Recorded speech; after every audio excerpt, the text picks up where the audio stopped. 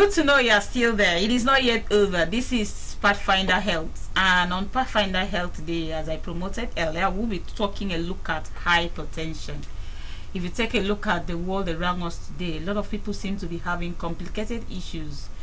Either they end up in the hospital, or some even end up at home having issues, complaining and not even knowing the way out.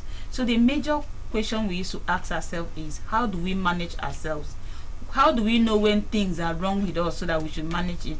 How can we take care of ourselves? What do you know about your blood pressure, and how can you manage it?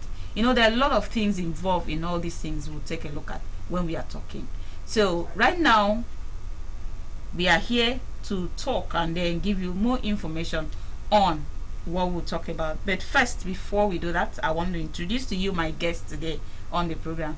My guest is a new face on Pathfinder, but I'm not sure she's a new face in the area of what she has to do, because when it has to do with people that will give you advice on how to take care of your health, she is an expert in that field. Join me as I introduce my guest today, dietitian Tony Ona Oyenyechi. Thank you so much. I called the name well. You did. Ah, that's nice. Yeah. Welcome to Pathfinder. It's a pleasure. Okay, it's a pleasure having you on the show. Thank you so much. Have you been watching us? Yes, from time to time. From time to time. So how do you see our program? The program is educative, interactive, and sometimes it gets value from what you watch. Okay, thank you very much for coming. Now let's take a look at hypertension. Let's start from the foundation. Okay, hypertension, also known as raised blood pressure or high blood pressure, is a condition whereby the blood vessel has persistent raised pressure. Okay, so usually the blood usually flows from the heart to other parts of the body, and each time the heart beats, it actually pumps blood. So what creates this pressure is that when there is a force against the walls of the arteries as the heart tries to pump blood. So, and the blood vessel, like we say, is a channel that carries blood to other parts of the body. Sometimes this hypertension is there and people don't even know. A lot of adults don't know they are hypertensive, and you don't know until you get it checked. And by the time it's being checked, you now know, okay, what's the level of your blood pressure. And sometimes there are different causes of it. There could be a primary cause. We'll go to that. We want to take a look at it bit by bit. So as we ask the question, because we also give others opportunity to interact in the course of interaction. Now it is said here that high blood pressure often has no symptoms. Yes, it often has no symptoms. Somebody might have an elevated blood pressure and don't even know. Okay, but sometimes if it's severe, you might have some symptoms, which might be like blood vision, person might feel dizzy, severe headache. These are some of the things the person might experience. But oftentimes people go, you don't even know your blood pressure is elevated. You hear somebody slumps and dies. It could just be because of cardiac issue, which has to do with elevated blood pressure. Now let's also find out this high blood pressure. Who is at risk of having it? Is it for the women? Is it for the men? Is it for children? Is it a particular age that someone is at risk of having high blood pressure? Well, it's been established that 1 in 4 men will have hypertension and 1 in 5 women will have hypertension. So the risk factor has to do with age actually. As one ages, the walls of the blood vessels gets hardened. And this affects the way blood flows into the body. But that's not the only risk factor that could predispose one to hypertension. Other thing can play a role. We'll have one like genetics, if there is a family history of that, and that is a non-modifiable risk. It's not something you can modify because genetic is not something you can control, but we'll have some modifiable risk factor that can predispose someone to having hypertension, and one of them is unhealthy diet. Unhealthy diet. Before we go to the diet, let's take a look at that. The who is at risk again? I did ask. You said 1 in 4 men and 1 in 5 No age range between 30 to 79 years old. Okay, so from 30. From 30 to 79. Before we used to say 40, but the recent record has it from 30 to 79 years. Okay. At risk of having that. Okay. Now, when we take a look at high blood pressure, it is here said that sometimes you may not have the symptoms, and you mentioned some of the signs. Let's just look at what I can feel, what can happen to me from my 30s that will make me know, okay, I am at risk of having this. Well, some of them might not feel. Some of them, I give you an instance. If you're overweight, or you're obese. Okay. Say if you're overweight, you don't know if you're overweight or obese. Attempt to climb a scale, take your weight, take your height, and your BMI. Okay. And if you're overweight, is one of the factors that will put pressure to the heart and increase your risk of having high blood pressure. Okay. So overweight is one of them. Then apart from being overweight, you might have other conditions that would have triggered that, which unknown to you until you get to the hospital before that has been found out. Oh, really? To you, yes. Also, at this point, you always recommend that we have ourselves examined from time to time. Yes, well checked. Okay, well checked. From time to time, especially if there is a family history, because sometimes it strikes even earlier than 30. Okay. Now let's take a look at that genetic factor.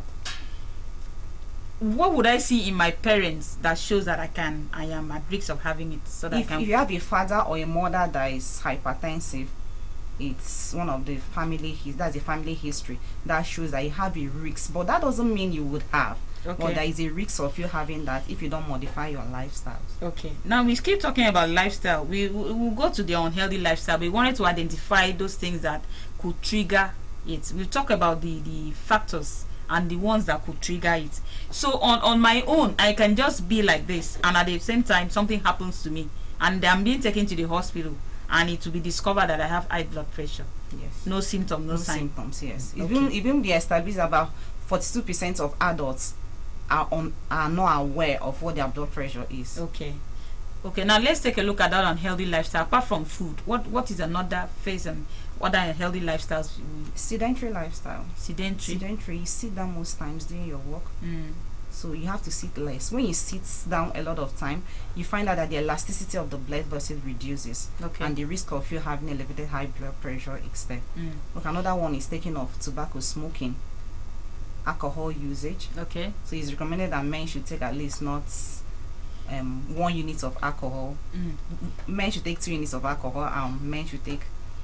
So it is recommended. So there is amount of alcohol. There is that you should take. But you find out that people exceed that volume. No, let's just be very practical about this alcohol intake. Okay. Because when we hang out, we hang out sometimes to widen out, to loosen out up some stress. We seem to see men who do this thing and they smoke and they take this, and it is a normal thing for them. For example, if you go to a particular joint in a day, if you are used to that place, maybe you are just going there to take a bottle of malt or something just to sit, but you see that there's a particular set of people that will be coming and be drinking and be smoking, be drinking and be smoking. Sure, well, that's their own lifestyle, and we are saying that after a while, it's not something that just happens today. Cumulatively, after a while, you see the person coming down with 1 or 2 health issues, especially from age 40. A lot of people start manifesting that from 40 years downwards. Okay. You start seeing them manifest with either hypertension or diabetes and all that. But whatever you take, the body has a way of handling what you take. Okay. But after a while, it may not be able to handle any longer, and you see yourself with 1 or 2 serious health conditions. You were talking about sedentary lifestyle, people who sit a lot. Do you know that some of us, people who work hard, like our people who drive keke, people who do bike, people who do commercial, they seem to sit a lot, and other people who sit in their offices?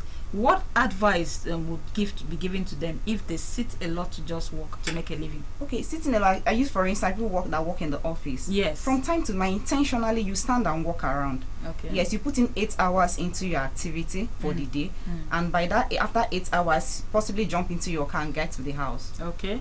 In the morning, might not even do any activity. So it's about intentionality about the way you do your own work. Okay. say 1 hour, 2 hours, every 1 hour, so you take a walk around, go back to your work and continue. People driving, they are still utilizing some form of energy. They are active, they're not just seated one place. So it's different for them. That one, they're using their energy. They are using some so energy. the fact that they're putting it sitting from work to do some energy. That's a difference. It's a different one. But Okay. we are also saying that apart from the normal activity you do for that day, physical activity is that you need to do something extra apart from your work. Okay. And that extra work you do, that extra activity you do, helps the way your heart functions. Okay. Everything boils down to the heart. The other time you were talking, you still mentioned the heart. We'll go to this issue of the heart. When we talk about lifestyle, sedentary lifestyle, not doing regular physical activity and physical exercise, how does it affect the heart, which will give room to hypertension? Okay, so when you don't do a lot of activity, what it does to it's just that, let's say you want to start your car, you don't ride your car for a while, it goes down, it's not active. So the elasticity of the heart is reduced. The way the heart pumps blood is reduced. Do you understand? So once it's not moving around, activity is not going on, it's just stagnant. So there is a pressure for it to make effort to move and deliver whatever that is being pushed out. Okay. That's for giving ourselves enough physical activity. Now, do we have some certain health condition that could cause it? Hypertension? Yes. Of course, some conditions like kidney disease, diabetes could predispose one to having hypertension. Okay. Now, this diabetes, so if someone has diabetes, the person is prone to having hypertension. Yes. But we seem to see that in this our area, when someone has that problem, hypertension leads to stroke, right? Yes. Sometimes. It does. When someone has stroke, it is being attributed to, in our normal way now, evil spirit. Okay. That person, something caused it, someone caused it and all that. But we do know that the person is diabetic. Okay. Can we talk a little about that? That's diabetes and hypertension. Yes. Well, hypertension is a complication of diabetes. Okay. So if diabetes is diagnosed and is not well managed, it could result to having hypertension. So, but if blood glucose is well controlled, the chances of the person having hypertension is well reduced. But the problem is, a lot of times people are diagnosed of diabetes when there is already complications. Okay. And they don't even know. They don't know. Yeah, sometimes you go to hospital freely because you're not feeling okay. And at the point of meeting the doctor, you do some tests and it's found that you're diabetic. You only know at that point that you're diabetic. Okay. But this would have lingered and caused a lot of health issues, a lot of complications in your system before the point of diagnosis. Okay. So by then, it has really brought, comorbidity, it has really brought up other things or affected other organs that will now result to either hypertension, stroke, and all that. Okay, so we know that in a higher percentage of our parents are having diabetes. So they are now at risk of hypertension. That's what we are looking at. Yes. So before we come to the management, how do we even identify these cases so that we know how to start managing it? How do we identify hypertension? Yes. For you to identify hypertension, it must be checked. Okay. They have to use, that is what the apparatus they use. They have sphygmomanometer and your stethoscope.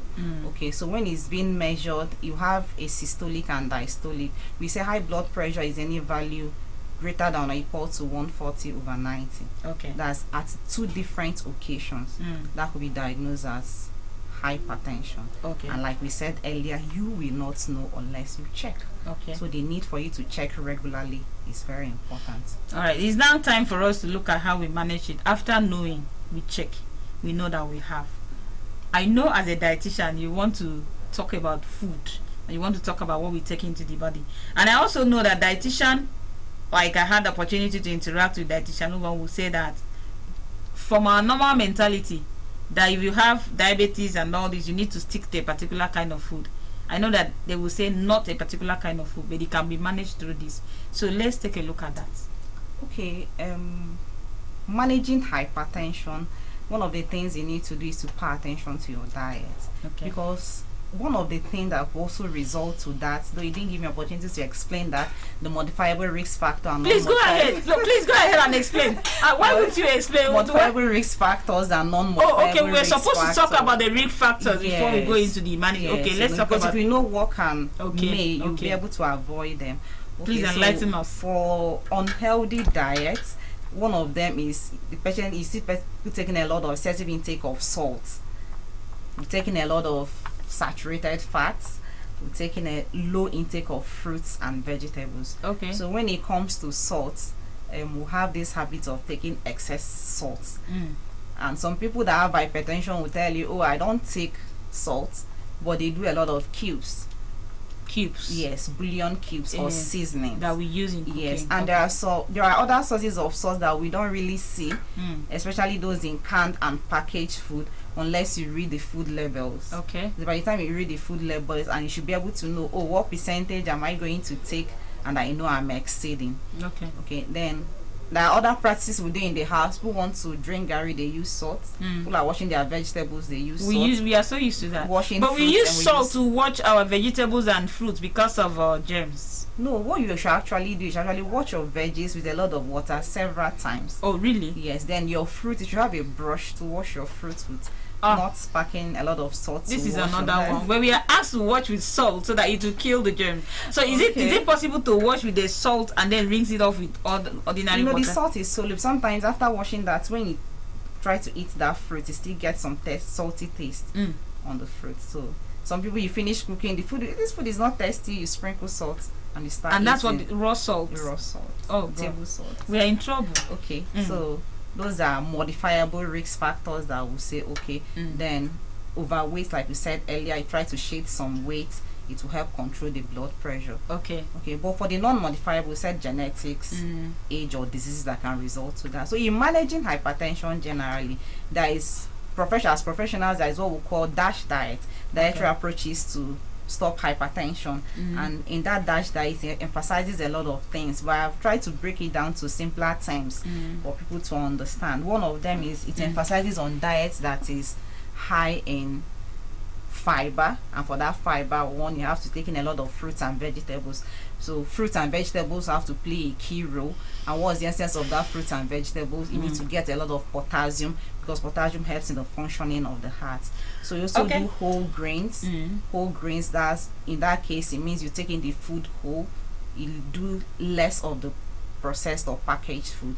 Another thing you need to do is you take it slowly. You take it slowly. You know, at this point we are trying to look at what we need to avoid, because I tell you the truth, what we eat is a major problem we have. Sure. But we in this part of the world, we don't believe that what we eat can cause problem for us. Now let's take it down. You mentioned salt earlier. So taking too much of salt is a risk factor. After salt, I didn't hear you mention sugar. Is sugar also in? No, sugar is not linked to hypertension. Really? Yes, sugar is not linked to hypertension. The only thing you can say, oh, if you take excessive sugar, fine, you might build up weight, and that weight will now result to maybe having hypertension. So but sugar doesn't lead to high blood pressure? No, sugar is not related to, it's not linked to having high blood pressure. Really? Yes. I'm also knowing that today. Okay, that's because nice, we take a look at the fact that you don't need to eat too much sugar. Someone that eats too much sugar can have that problem. You're not saying salt is what it does to you is you might gain a lot of weight. Then with that, because we said overweight or obesity would predispose one to having hypertension. Okay. Yeah, but not that, oh, if I take sugar I'm going to have hypertension. No. Okay, not but if you take it in moderation, gaining weight might not be there. Okay. So we're talking about excessive salt, and that salt has to do with, you talk about the heart. So when it affects the heart, it leads to hypertension. What it does is that when you take a lot of salt, you build up fluid in the heart, and that will increase the blood volume, and the pressure increases. Okay. It adds pressure to the heart. So it is the pressure that is a problem. Yes. Now. Okay. All right. You were talking about other things. You mentioned. Yes, I said low intake of fruits and vegetables. Low intake. Yes. Okay. A lot of us don't consume enough fruits and vegetables. Some of us don't even like fruits. We don't like fruit. Okay, because those are potassium-rich fruits, and it's good for the heart. Fruits, vegetable, roots and tubers, yam, plantain, potatoes.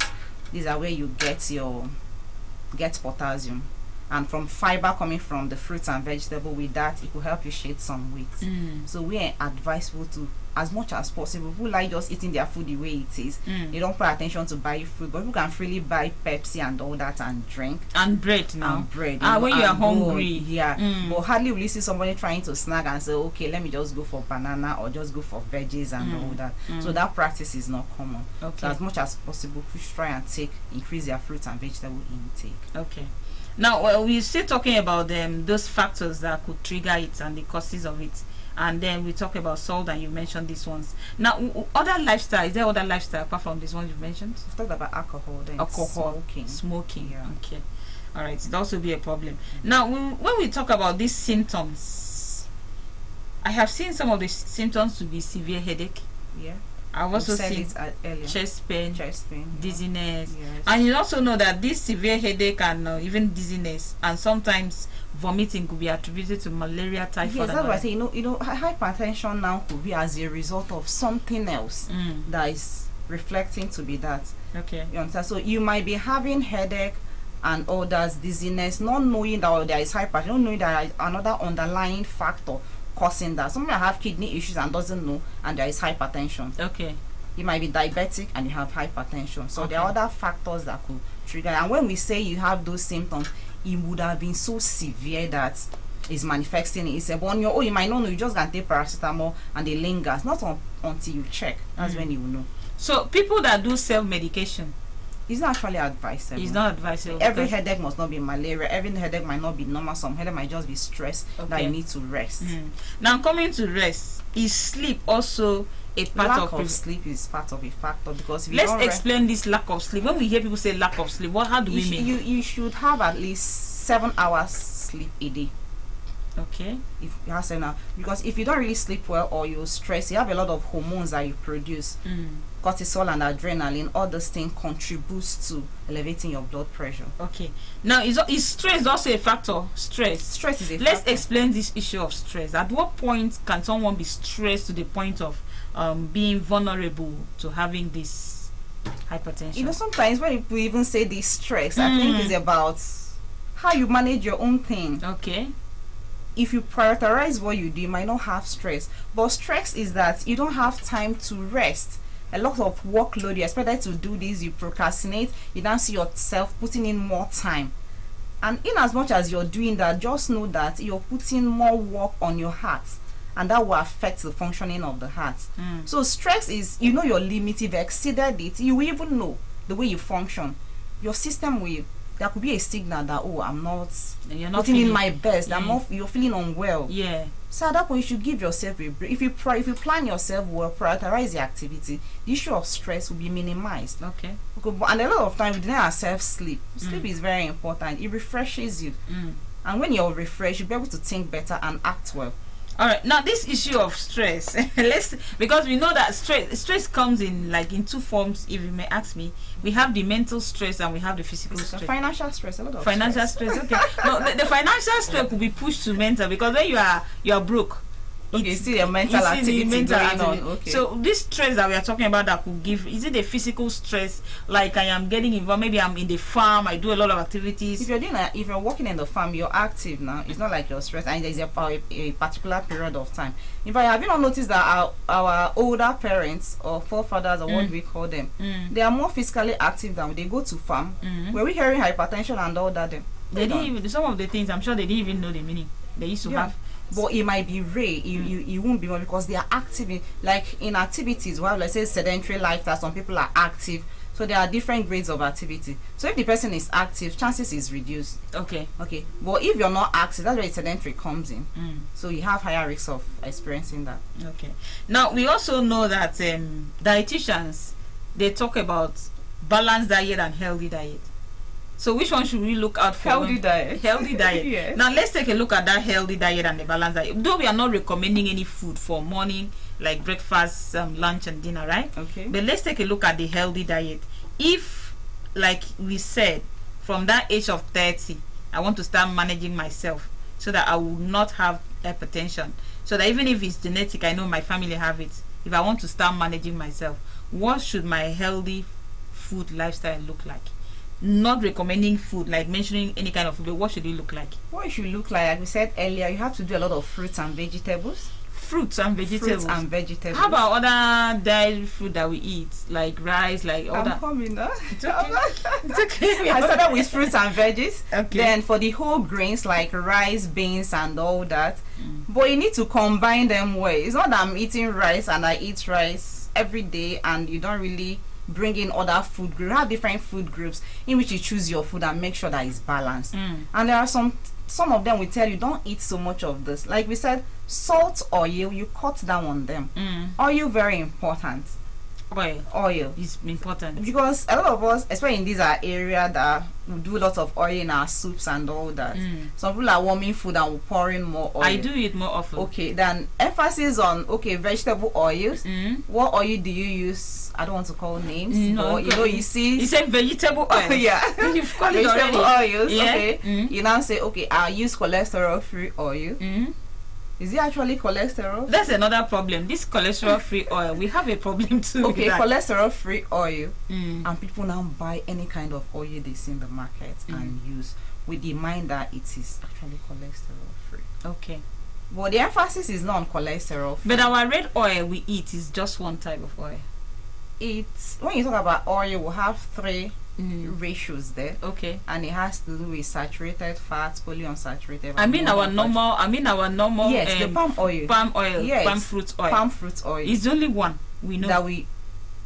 It's taken from the palm fruit. It's only one oil we know. One oil, but you don't just look at it as oil. Oil has fractions in them. Oh, really? Yes. Okay. So the fractions in them is what now defines whether it's actually good oil, healthy oil, or unhealthy oil. Okay. Fats and oil. Okay. Okay. So the saturated fats, polyunsaturated, monounsaturated fatty acids. So you find out that our palm oil has lots of the unsaturated fatty acids. Oh, which really? is not healthy for the heart. Okay. So we don't need to take too much of it. Moderate intake. So we need to take moderately. That's what we are saying. Yes. Okay. And it can be quantified. The quantity you take per time, depending on your age, can be quantified depending on your health status, depending on your weight and all that. You meet a dietitian, that will be done for you. The same with the fruits and vegetables. We said the other food that you take. Okay, we also emphasize the need for you to take dairy products, low fat dairy products like milk. But you find that a lot of people don't even take milk. We feel, milk is not important, milk is for children. But there are forms of milk that adults can actually take, and that could reduce their chances of having hyper. If you do a lot of the whole milk, that whole milk has a lot of saturated fats that we are running away from. Okay. The saturated fats comes mainly from animal products. Okay. So if we do for animal products, we say lean meats. Okay. And that lean meats are those meat that doesn't really have fats in them. Some of us take chicken to be lean meat, but if you eat chicken the way it is, not actually lean meat. Please enlighten us. See, we need. That's why you are here. We need to know more of these things because the essence of us eating, like we know, is just for us to eat and get satisfied, and then we eat what it tastes good to our mouth. We don't pay attention to what you're talking about. I go to anywhere, buy what I have to buy, and I eat. As far as the food is nice, use the word delicious. As far as the meat is nice, I just eat and go. So this one you're talking about lean meat and what other meat again? I say lean meat, high fat meat, high fat meat, or organ meat. Okay. When it now comes to protein, let's break it down. When it comes to protein, because the lean one has to do with the one that has little fat in it. Okay. And we get that for chicken. For you to classify chicken as a lean meat, you have to remove the skin before cooking. You remove the skin of the chicken before cooking. You only eat the flesh. Yes. And that's when you have the lean meat. That's when you have the lean. How about the red meat?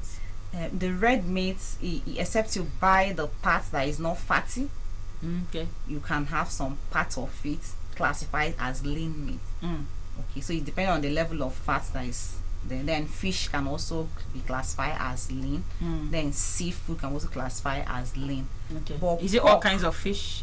Yes. All types of sea fish. Sea fish. Okay. All right. Then pork is not a lean meat. Pork, but people see it's white and say it's a white meat. Okay. But it's very fattening. It's fattening. Yes. So it could also be a risk factor. Yes, a risk factor. The risk factor is not the pork meat per se. It's about the type of fat it has, which is saturated fat. Okay. And that saturated fat causes what we call a plaque, like it deposits on the artery, a plaque on the artery, and causes obstruction. And when there is that obstruction on the arteries, the way the blood should flow won't flow freely. There is need for a pressure, or the blood vessels gets narrowed. Okay, we are getting this in now. I think we are getting the message. If you're just tuning into your TV set, you are watching Pathfinder on AKBC TV, and right now this particular segment is a health segment. It's an opportunity for you to be part of the show now. So the phone lines will be on the screen now. call us and also ask questions, because I am not the only one to ask dietitian Tony Ona Onyechi question. I'm sure you also have questions to ask. I used to think before that sugar, intake of soft drink and other sugar can cause hypertension. I'm just hearing today that apart from it causing obesity, which is a risk factor, it's not a direct factor. Yeah. But the direct factor is the salt. And the other meats that we are talking about now. And so when we want to eat meat, there's some part of the meat that are lean meats, and there's some part of the meat that we should not eat. Yeah. Are you getting the message? Okay, it's time for you to call now. We'll pick some calls and answer a few questions that you would love to ask. Okay, the calls are coming. We'll just pick the calls, and we know that people will be. Hello, good morning to you. Hello, good morning to you. Alright, so we're picking the calls as they come in. I just believe network will allow us to pick the calls and ask more questions. And you call us, please. When you call us, either you turn down the volume of your TV set, or you just walk away from where your TV set is so that we can hear you clearly. If you have a question to ask us, we'll pick all your calls as they come in. Alright, let's see who is here. Hello, good morning. Good morning. Yeah, good morning. Your name and location. I am Patrick. I'm calling from Obi. Okay, Patrick, go ahead. You have a question for dietitian Tony Ona. No, I don't have any questions. I just want to commend you guys. They work well. Okay. But I think this program should come on time to time so that it will learn so much more. Because this is one of the serious problems we are having now, hypertension. Okay. Thank you so much. God bless you all. Thank you very much for the commendation. He's commending us for what we are doing. Okay, I'm also know that there are others too that will also want to ask questions to know this. Now we've known that there are food that can lower blood pressure. Since we know that there are food that can trigger, let's talk about the ones that can lower.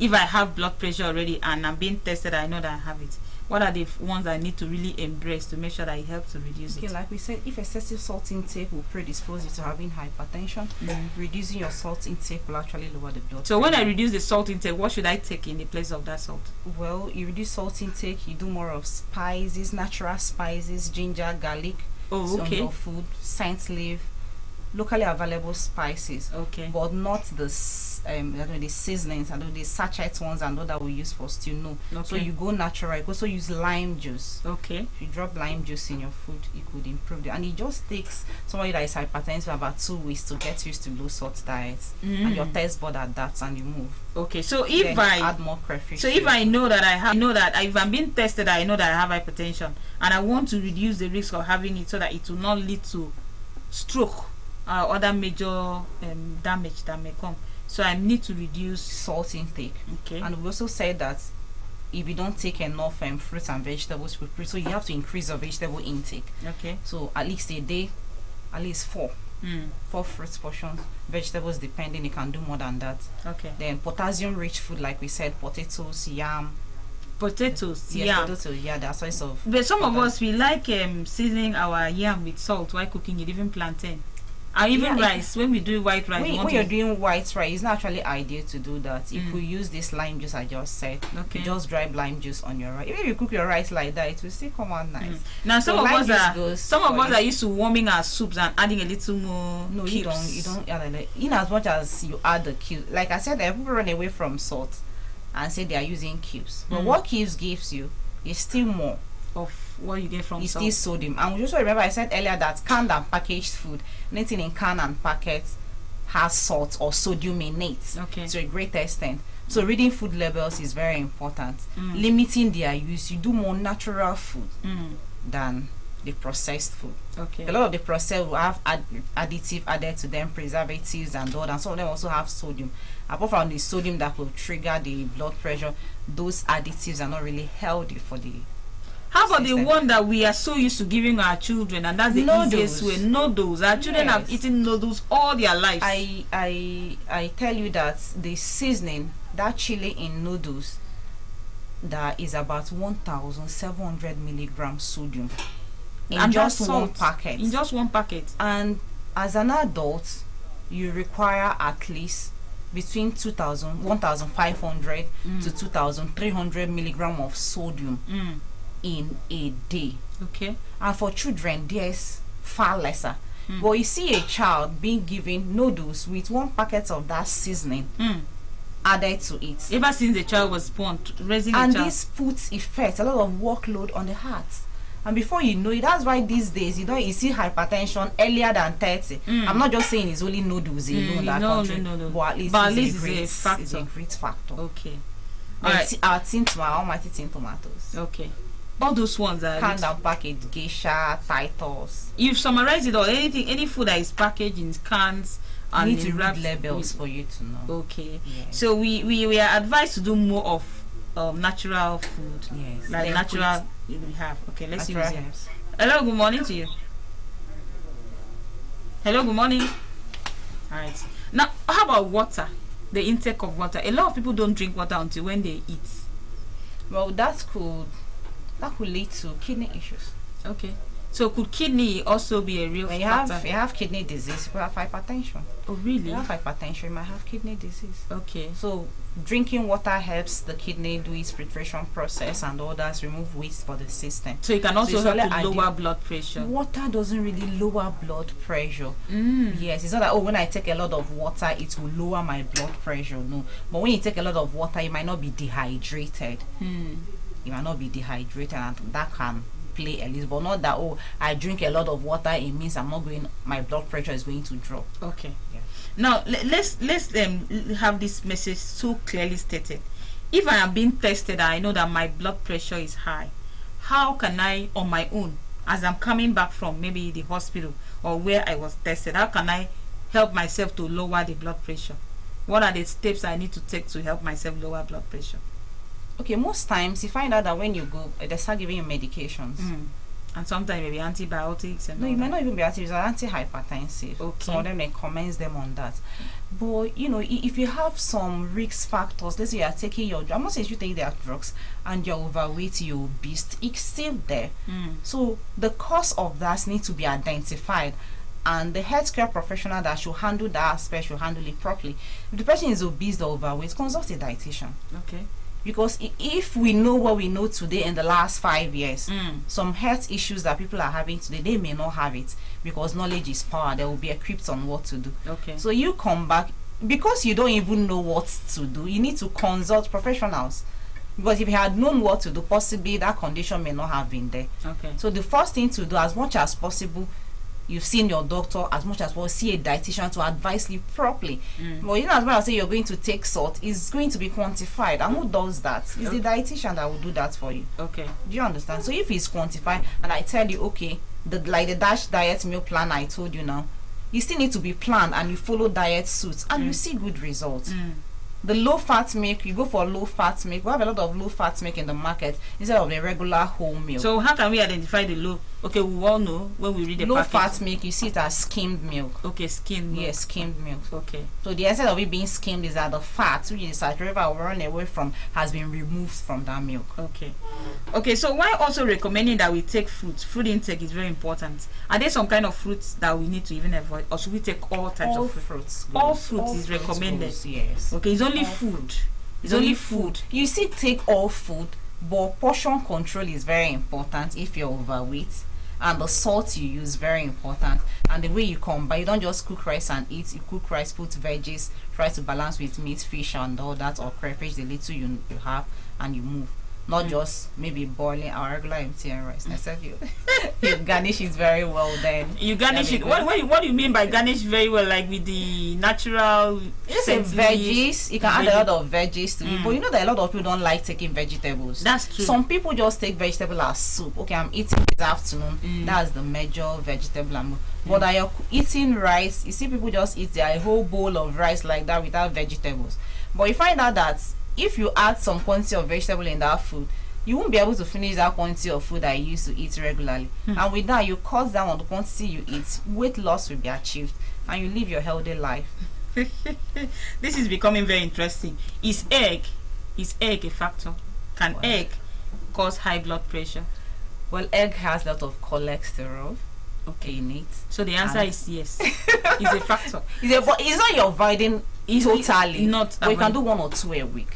Then you can do the egg whites 4 5 a day, no problem. Okay. But if you're going to stay with the yolk, 1 or 2 a week. So at this point now, we were talking about from 30 because we'll soon be wrapping up the segment. We're talking about from 30, but we also established the fact that most mothers now, parents have started early to feed the children with the noodles and those seasoning and all that. Please, let's just advise ourselves before we wrap up the segment about hypertension and high blood pressure from early stage. Okay, from early stage, we need to lay emphasis on healthy eating. Like our children, instead of those canned and packaged food, let's do more of fruits for them. Then reduce the canned soft drinks that they take.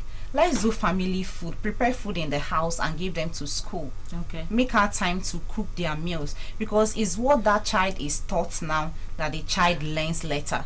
And you have to be a model. If the mother does that, the children go on to do it. Okay, so we most times say these things are expensive, but they're not really expensive just because we don't really know. So emphasis on natural food, lesser consumption of canned and processed food, increase fruits and vegetable, physical activities, very important. Most I say that hypertension runs in the family. It might not be genetic factor per se. It might be that the cycle moves round because of the kind of things we eat in the family. Okay, mommy is hypertensive now. Mommy is cooking her own food with a little salt or no salt, but that's not recommended. No salt. Okay, then other family members does what? They eat whatever. Food. By the time they get to the age at where mommy is, hypertension sets in, or other conditions sets in. The earlier the better. Let's modify what we eat. Reduce salt intake as much as possible. Limit use of canned and packaged food, processed food. Do a lot of fruits and vegetables. Physical activity, very important. Quit smoking. Reduce alcohol. I think in terms of lose weight. In terms of salt and packaged food, you're also talking to me as well. So I need to work on myself as well. I'm sure all of those listening to us will also do that. We have a lot of homework to do. Sure. For us to have achieve a good health, we need to work hard to take care of ourselves. Yes. And everything is discipline anyway. It's discipline. It's intentionality in everything you do. Thank you very much. You're intentional about that. Dietitian Tony Onna Onyechi. It was nice having you. Thank you I hope if I invite you again to talk about other issues, you'll be here. Thank you so very much. Thank you. Okay, that is it for this particular segment of the program. Thank you for staying with us. It has been Pathfinder Health today.